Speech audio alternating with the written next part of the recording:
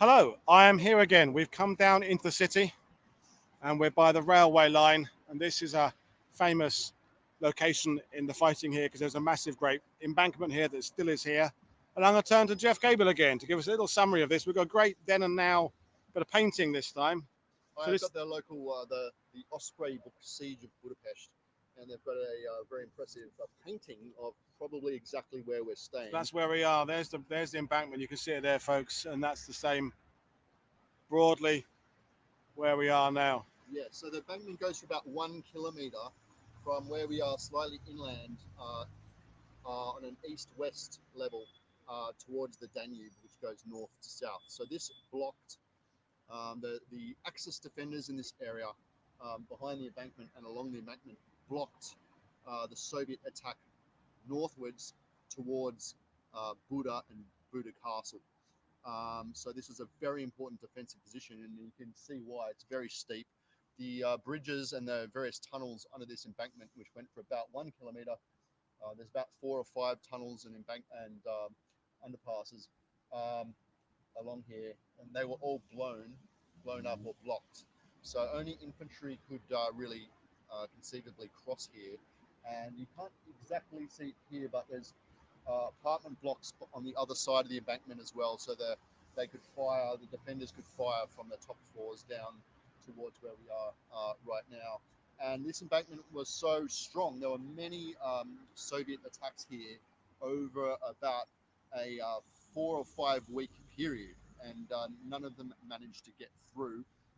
Along the embankment of about 1 kilometre were about 6 heavy machine gun positions that were firing in defilade along the embankment in both directions. So it was a real killing ground with the defenders behind the embankment up in those apartments as well. So understandable why they could not break through here for about 5 weeks.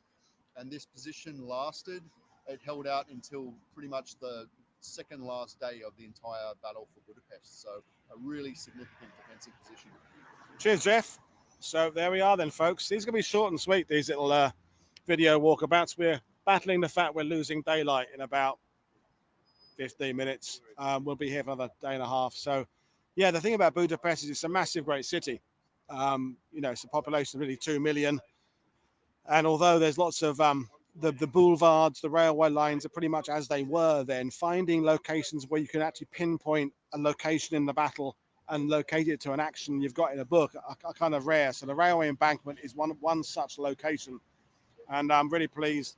Jeff is Ross Cable's brother. So you may remember Ross. Ross did a couple of shows at WW2TV about the fighting in Malaya back in 41, 42. And his brother, Jeff, lives in Bratislava in Slovakia. And they've come to Budapest to meet us here and spending with the next 7 days with us. So we're really privileged to have these two guys with us. So, yeah. This is the furthest east I've ever been in my life, and it's here in Budapest, and looking at these locations where I will talk about the next few days. Just the number of people fighting for this city was incredible. 2 Russian fronts pushing this way. This is a million men involved in the combat for this city.